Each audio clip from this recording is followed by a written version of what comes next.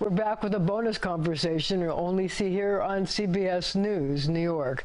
So, Chancellor, we've been talking a lot about reading. So I wonder if you have time to read for pleasure, and if you do, what are you reading? You know what? I'm just through reading the autobiography of Stephen A. Smith. Stephen A. Smith is a sportscaster on ESPN. He's amazing. I'm a big sports guy. I knew that. And Stephen A. and I grew up. We didn't know each other growing up, but he lived in the same neighborhood. He was in Hollis. I was in Cambria Heights, right next door. And just learning more about his life and the issues and the challenges that he went through, I found fascinating. So that's a book that I just finished. So what's the best book that you've read recently? The best book that I read recently, I read a lot of biographies, and I would say the biography of Maurice White, who was the founder of Earth, Wind and Fire, the music group that's been around for 50 years. Wow. And so they're amazing. He has passed away, but the group is still around and making amazing music. So who got you hooked on reading? Who got me hooked? I think the first book that I read cover to cover was Sounder. Really? When I was in the 3rd grade. 3rd grade? Yeah, and that was just an amazing book. And I just realized that, you know, you just learn so much. You can go to other places when you read. So I would just say some of the great teachers that I had when I was in elementary school who loved to read, who made sure that I was. And we have to point out that you went to New York City public schools. From kindergarten all the way through 12th grade. I'm a product of New York City public schools. Proud product. So what inspired you to become an educator? I kind of fell into education. I didn't go to school to become an educator. I was an engineering major at first when I went to college. Really? And then I switched my major to political science, an intention to go to law school, which I ultimately did. And I said, you know what, I'm going to teach for a couple of years while I go to law school at night.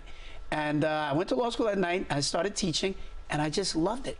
And I just fell in love with the kids. And you never went back to teach practicing law? No. I mean, I worked for the New York City Law Department for a little while, and I worked for the State Attorney General, but then I came back into education to be... Because you really liked it. I loved it. And of course, we know, everybody should know that you founded the Eagle Academy, which is an amazing institution. Yes, of all boys schools, and we've got one in every borough and one in Newark, New Jersey, over 3,000 young men. So do you think the job of educating kids is harder now? I don't know that it's harder. I think people who are great educators meet the moment. And when kids are going through the kinds of issues that they're going through, and the world is different than it was years ago, it was just different. I don't know that I would say it's harder, but great educators really step up and do what they need to do to help kids. So what is different now? Is it the pandemic? Is it, you know, that we're in such a technological society? Listen, I gave a speech to a group of students the other day who were graduating, and I told them when I was graduating from high school, I didn't have to worry about anybody telling me about the existential threat of climate change and the proliferation of guns, where we have more shootings in America than we have in any nation around the world. There are so many issues and challenges that we face. Those are the kinds of things that are different. The world has a lot of problems, but it also has a lot of super talented young people who we need to solve those problems. That's how I want to reimagine the school system. So it's not simply about taking standardized exams and to say what scores did our schools get, but were our young people able to meet the moment to solve the problems that are in their communities, in their city, in their nation, in their world. I want them to be citizens of the world who are prepared to meet the challenge of the world. That's what I want for all young people. So that's why you're trying to change the system so they're prepared to meet the moment of today. And you certainly can't do that if you don't know how to read, right? So reading is the pathway to innovation and to solving the world's problems. Need that as a foundation. And so that's why it's so important to me. So what are the greatest challenges that educators, your teachers face today? I think the greatest challenges that our teachers face today is in truly believing that they can meet this moment to help kids go to an entirely different level than they've ever gone to before.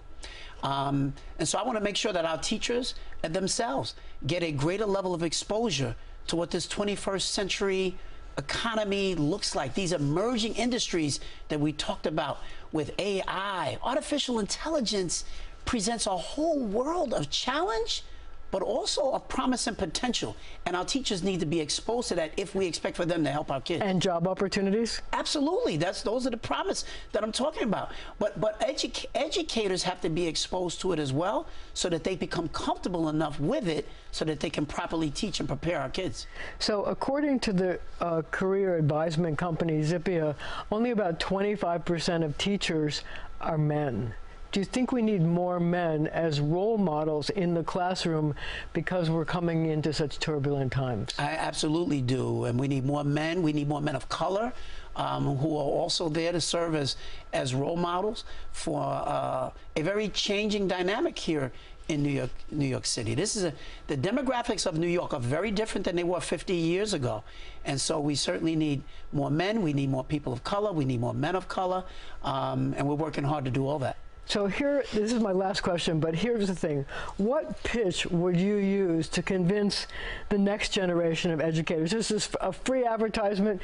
Go at it, look into the camera, say what your pitch would be to get more people to come into education in the next years to come. First of all, there is no profession, I don't care what you say, there's no profession that's more important than teaching. The teachers are the ones who prepare the educated, who prepare everybody else for every other industry that they go into. And so it is the most foundational, in my mind, the most important career that we have, number one. And I think that we want our educators to really be the people who are, they ultimately are the people who change the world, you know? And in a place like New York City, New York City is your classroom. You can find no better place to teach than in New York City. The whole world lives here. There's no place else that matches New York in terms of cultural institutions and opportunities, corporate sector. Everybody's here. And if you take full advantage of that, the teaching experience that you could have in New York is unlike any place else. So how do you translate the joy that you have in the classroom and as a teacher to get other people to have the same thing? We are doing that. And you've got to have other teachers, well beyond the Chancellor, other teachers who say and talk about the joy of teaching, and students who will get out and talk about the effect that, you know, their teachers have had on their lives. But I think the best people we can find to help sell it are other teachers, other educators. And my job is to make their job even more fulfilling. And when you do that, they become your best salesperson. Chancellor David Banks, thank you so much for joining us today. Thank you. Thank you at home, too.